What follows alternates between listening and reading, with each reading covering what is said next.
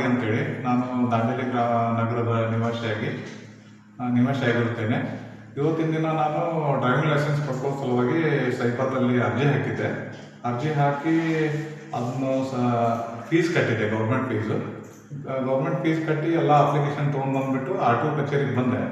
ಕಚೇರಿಗೆ ಬಂದ ತಕ್ಷಣ ಅಲ್ಲಿ ವೆರಿಫೈ ಮಾಡಿದರು. ವೆರಿಫೈ ಆದ ತಕ್ಷಣ ಒಂದು ಮೆಸೇಜ್ ಬಂತು, ಸಕಾಲ ಸೇರಿದ್ದು.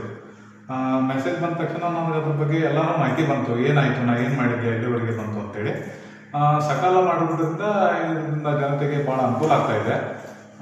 ಸರ್ಕಾರದಿಂದ ಈ ಸೇವೆ ಮಾಡೋದಕ್ಕಾಗಿ ಎಲ್ಲ ಜನತೆಗೂ ಇದರಿಂದ ಯಾವ ಹಂತದಲ್ಲಿ ನಮ್ಮ ಕೆಲಸ ಇದೆ ಅಂತೇಳಿ ಗೊತ್ತಾಗ್ತಿದೆ. ಅದಕ್ಕಾಗಿ ಸಕಾಲ ಸೇವೆ ಇದು ಚೆನ್ನಾಗಿದೆ. ಇದರಿಂದ ಎಲ್ಲರೂ ಇದನ್ನು ಸದುಪಯೋಗ ಪಡಿಸ್ಬೇಕಂತ ನನ್ನ ಅಭಿಪ್ರಾಯ.